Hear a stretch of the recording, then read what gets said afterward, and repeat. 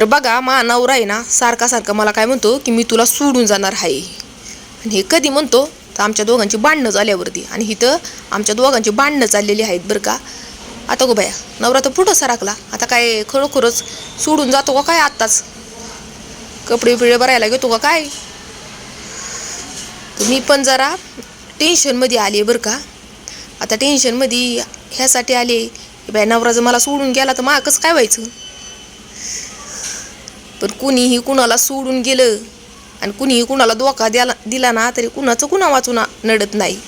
आजकाल बघा कुत्रं सुद्धा पोट भरते बरोबर का नाही. तर आपण तर काही सामान्य माणूस आहे का नाही. तर अशा धमक्या खरं तर नवऱ्याने बायकोला देवे नाहीत मग मानावरा मला देत असतोय बरं का सारखा. तर जाऊ द्या देव द्या. हे जवळजवळ मी लग्न झाल्यापासून ऐकते आणि अजूनपर्यंत काय मानावरा मला कधी सोडून गेला नाही. मला नाही वाटत इथून पुढं पण जाईल. काय माणसाच्या मनातलं काही सांगता येत नाही. त्या बघा इथं थोडीशी आमची बाचाबाच झालेली आहे पण लगेच नॉर्मल पण झालेलं आहे बरं का. तर बघा तुम्हाला असं वाटत असेल तुम्हाला बघून तर असं वाटत ना की तुमच्या दोघांमध्ये भांडणं चालल्यात म्हणून. तर तुम्हाला पहिलंच सांगितलंय की नॉर्मल भांडणं चाललेली आहेत. एवढी सिरियस घेण्यासारखं काहीही नाही. भांडणात आम्ही कधी कधी गोड पण बोलतो या. काय सांगायचं आहे तुम्हाला.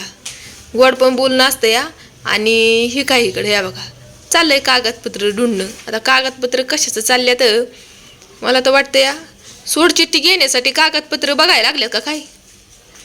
काय माहिती आता मी नाही विचारलं कशाचं कागदपत्र बघत आहे ती. तर बघा तर ह्या बघा हे मला सांगत होतं की माझा एक लहानपणीचा मित्र तुला माहिती आहे का. तर लहानपणीचा म्हणजे मी पण ओळखते बरं का ह्यांच्या मित्राला. तर त्या मित्राबद्दल हे मला सांगत होतं.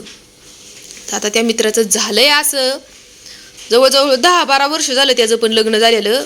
पण आता ती दोघं जण नवरा बायको वेगळी झालेली आहेत. आता वेगळी म्हणजे कशी झालेली आहेत वेगळी तर त्यांच्या दोघांमध्ये डिवोर्स झालेला आहे. तर त्या गोष्टीचं मला पण वाईट वाटलं बरं का. तर बघा डिवोर्स आहे ना हा सहजासहजी होत नाही.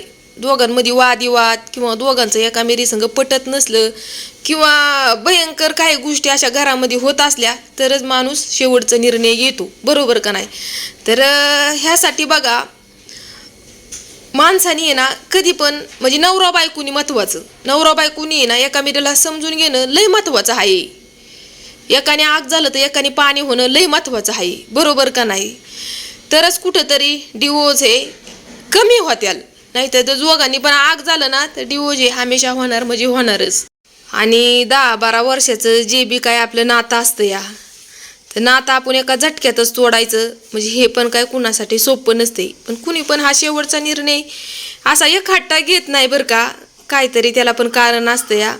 आणि हे दोघांमध्ये एका मिरीचं चुक्या सांगण्यापेक्षा एका मिरीला समजून घेणं लय महत्त्वाचं असतं या. तर बघा ह्याच विषयी बोलता बोलता आमच्या इकडं भांडणं झुपली ही काय म्हणजे हे मला म्हणायला लागलं तर की बघ 10-12 वर्षाचा संसार होता त्याचा तो तुटला.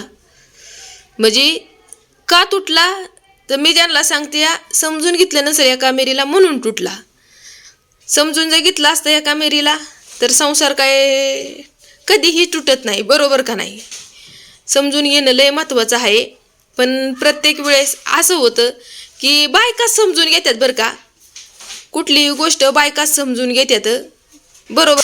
आता तुम्ही मला म्हणताल की बायकाच कशा काय समजून घेतात. तर बघा कुठल्याही बाईला असं कधीच वाटत नाही की आपला संसार तुटावा म्हणून. प्रत्येक वेळेस बायको आहे ना कुठल्याही नवऱ्याला सपोर्ट करत असते या. बघा तुम्ही कधी पण नवऱ्याच्या 10 चुक्या बाई माफ करती पण बाईची एक तरी चूक नवऱ्याला माफ करतोय का बघा बरं तुम्ही. म्हणून बायका प्रत्येक गोष्टीला नवऱ्याला सपोर्ट करतात आणि समजून पण घेतात. तर हे बघा इकडे आहे ना हे जरा जास्तच पुढचं शिंड हाणायला लागलं मग मा डोकं हल्लं. आता तुम्हाला व्हिडिओद्वारे ऐकावलं असतं बरं का हे काय काय बोलत होतं ते. पण होतंय असं मध्ये मध्ये हे मला शिव्या पण देतात. मग ते चांगलं पण वाटणार नाही ना तुम्हाला शिव्या ऐकावायला बरोबर का नाही. म्हणूनसाठी मी तुम्हाला ऐकावलं नाही. पण इथं लय ना हे हुंबरा तुंबरी वालं होतं थोडंसं माझ्यावरती. आणि तुम्हाला असं वाटत असेल की हिनी 2 ठोकं टाकलं का काय नवऱ्यावरती, तर अजिबात नाही. त्यांना फक्त म्हणत होते इकडं टोंड घेऊन बोला माझ्याबरोबर, तसं खाली मान घालून बोलूच नका.